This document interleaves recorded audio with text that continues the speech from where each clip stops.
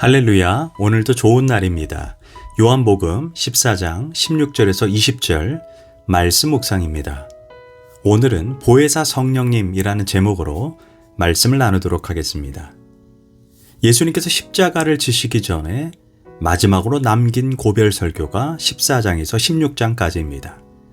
그런데 여기에서만 예수님께서 4번이나 반복해서 가르치는 말씀이 성령님에 관한 말씀입니다. 성령님이 그만큼 중요하기 때문에 거듭 강조하는 것입니다. 성령님이 누구입니까? 그분은 천지를 창조하신 하나님의 영입니다. 예수 그리스도를 처녀의 몸에서 잉태케 하신 하나님의 영입니다.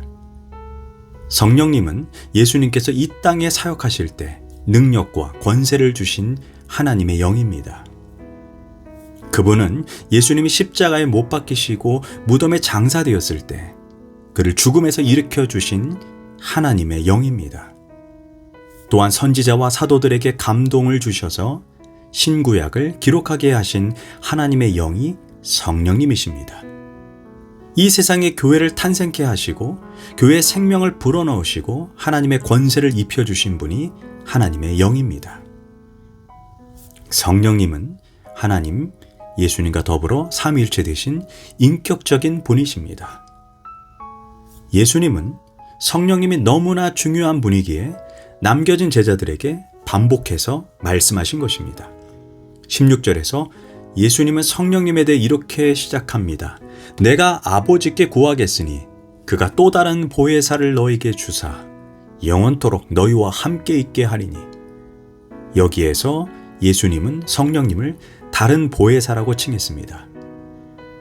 보혜사는 원어로 파라클레이토스로 옆에서 돕기 위해 대기하시는 분이라는 뜻입니다. 한자어로 보면 지킬보, 은혜해, 스승사를 쓰고 있습니다. 즉 성령님은 우리를 지켜주시고 은혜를 베풀어 주시고 선생님이 되신다는 것입니다.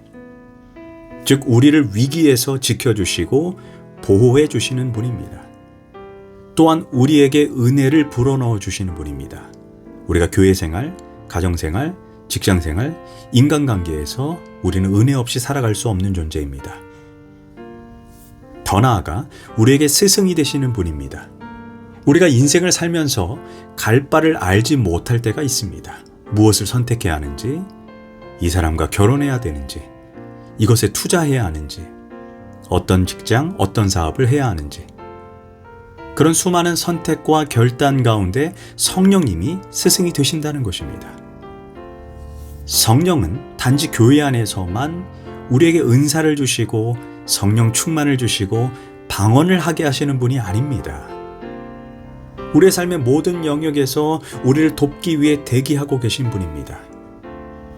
그분은 아무리 잘 돕는다고 해도 한계를 가진 인간과 같지 않습니다. 천지를 창조하시고 하나님의 깊은 것까지 통달하시는 전지전능하신 분이 우리를 돕는 자로 와 계신다는 것이 얼마나 큰 은혜입니까? 그런데 여기에서 그 성령을 다른 보혜사라고 말합니다. 이 말은 성령 외에 다른 보혜사가 또 있다는 이야기입니다. 바로 예수님 자신도 보혜사라는 것입니다. 예수님이 이제 십자가에서 죽으시고 부활하신 후 승천하신 다음 하나님 보좌 우편에 앉으실 것입니다. 거기에서 하시는 일도 보혜사의 일이라는 것입니다. 요한일서 2장 1절에서 만일 누가 죄를 범하면 아버지 앞에서 우리에게 대언자가 있으니 곧 의로우신 예수 그리스도시라. 우리는 이 땅에 살면서 육신의 연약함으로 인해 죄를 범할 때가 많습니다. 이럴 때마다 하나님 우편에 계신 예수님은 자기 손에 못자국을 하나님 앞에 내어놓으시며 우리를 위해 기도하신다는 것입니다. 우리의 대언자가 되신다는 것입니다. 여기서 주목해야 할 것은 대언자, 보혜사가 원문에서 동일한 파라클레이토스라는 단어를 사용하고 있다는 것입니다. 로마서 8장 34절에서 죽으실 뿐 아니라 다시 살아나시는 이는 그리스도 예수시니 그는 하나님의 우편에 계신 자요 우리를 위해 간구하신 자시니라. 예수님은 하나님 우편에 계신 하늘의 보혜사라면 성령은 땅에 오셔서 우리를 돕는 땅의 보혜사입니다. 로마서 8장 26절에서 이와 같이 성령도 우리 연약하심을 도우시나니 우리가 마땅히 빌 바를 알지 못하나 오직 성령이 말할 수 없는 탄식으로 우리를 위해 친히 간구하신다라고 말씀하고 있습니다. 그러니까 우리는 하늘과 땅에 각각 우리를 돕는 보혜사를 가진 자들입니다. 그런 예수 믿는 우리는 얼마나 기가 막힌 은혜를 입은 사람들입니까? 얼마나 행복한 사람입니까? 그리고 예수님의 예고대로 이 세상에 강림하신 보혜사 성령께서는 마가다락방에서 기도하고 있던 백이신 문도에게 처음 임하신 이래로 계속해서 성도들과 함께 계십니다. 그러면 세상에 오신 성령님은 어디에 계시고 언제까지 계십니까? 16절과 17절을 보면 내가 아버지께 구하겠으니 그가 또 다른 보혜사를 너희에게 주사 영원토록 너희와 함께 있게 하리니 그는 너희와 함께 거하시며 또 너희 속에 계시겠습니다. 즉 성령님께서 우리 속에 영원토록 함께 계신다는 것입니다. 이 말씀은 엄청난 축복이고 은혜가 아니겠습니까? 더 놀라운 것은 예수님께서 제자들에게 18절에서 내가 너희를 고아와 같이 버려두지 아니하고 너희에게로 오리라 라고 말씀했습니다. 이 말씀은 예수님이 부활하셔서 제자들을 만나러 오시겠다는 의미로만 보면 안 됩니다. 20절에서 더욱 구체적으로 표현합니다. 그날에는 내가 아버지 안에 너희가 내 안에 내가 너희 안에 있는 것을 너희가 알리라. 즉 여기에서 그날에 라는 표현은 즉 성령께서 우리 안에 와서 영원토록 거하시게 되는 날, 성자 예수님도 우리 안에 함께 거하신다는 것입니다. 다시 말씀드리면 성령뿐 아니라 하나님 보좌 우편에 계신 예수님도 동시에 우리 안에 영으로 계신다는 것입니다. 고로 우리는 하늘에 계신 보혜사와 땅에 있는 보혜사 두 분을 모두 모시고 사는 신비로운 존재가 된다는 것입니다.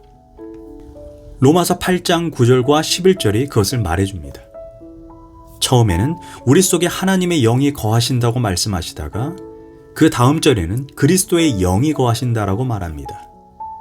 그 다음 절에는 아예 그리스도가 계신다고 말씀합니다. 이것은 단지 교리적이거나 이론적으로만 알아서는 안 됩니다. 체험적으로 알아야 합니다. 우리가 골방에서 말씀을 읽고 묵상할 때 내 안에 계신 예수님의 음성을 들어야 합니다.